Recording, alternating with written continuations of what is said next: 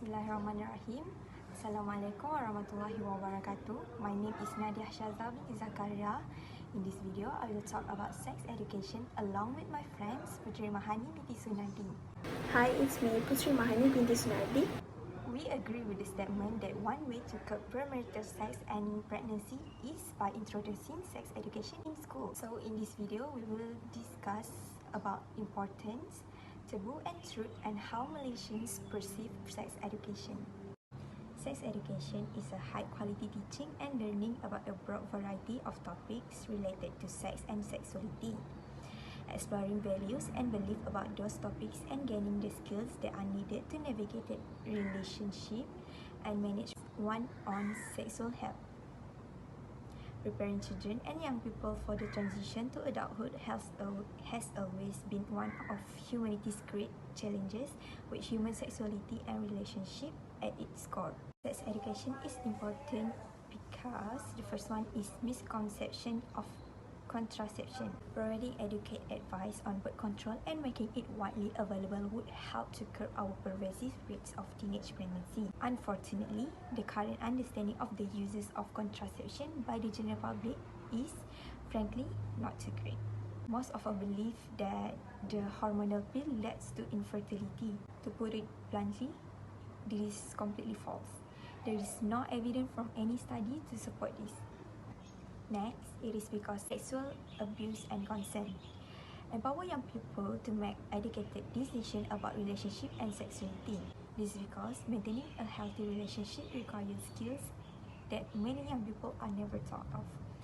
For example, positive communication, conflict management, and negotiating decisions around sexual activity. There are studies show that 1 in 10 high school students has experienced physical violence from a dating partner in the past year. Last point is victim blaming and shaming. We always question, why don't victims of sexual assault come forward? Well, it probably has something to do with the aforementioned shaming and blaming culture surrounding Malaysia. In this video, we also want to unveiling the taboo in sex education. The thought of the sex word may seem unnerving to most people, especially when you live in a society that automatically shuns the slightest view of it. Sexual health education should not be treated as a taboo subject. We need to realize that talking openly about sex is not the same as encouraging promiscuity. The truth is, teenagers are having unprotected sex, which leads to a notable prevalence of teenager pregnancies. This is because these young adults lack access to and knowledge of contraception. They ended up having unprotected sex. So, start talking taboo now. How do Malaysians perceive sex education? First of all, among the adults, the discomfort of parents and teachers with discussing the topic. They perceive sex education as a sensitive topic that we cannot talk about at all. Second is the dissatisfaction with the proposed curriculum for religious reasons. Next, genuine worry that the program would encourage youth to engage in sexual activity. The society had misconception about sex education, and this is a sign that we need to educate them clearly about sex education. Our sex education is lacking in clarity, vague, and simply failing to serve as a source of guidance for the students. And this is a serious matter that we cannot ignore anymore. This is what we need and not what we want.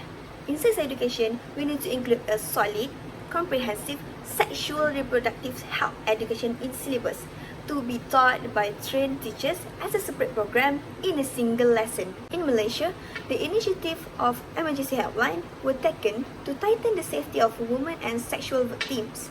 The emergency helpline are 016-237-4221 for general helpline, 04228-0342, and 04398840 for WCC Penang, 0379563448 for Women's Aid Organisation.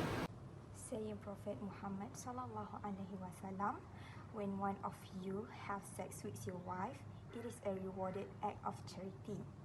The companions were surprised and said, "But we do it poorly out of our desire. How can it be counted as charity?" The Prophet replied, "If you had done it with a provident woman, it would have been counted as a sin. But if you do it in legitimacy, it is counted as charity." Not to forget about akli and nakli in this topic.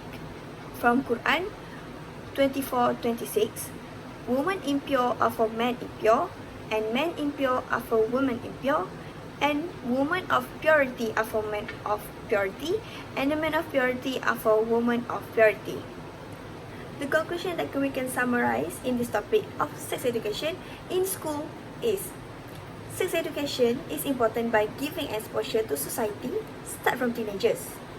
Reason for this is to allow the teenagers and parents to understand the consequences and the knowledge of premarital sex and pregnancy.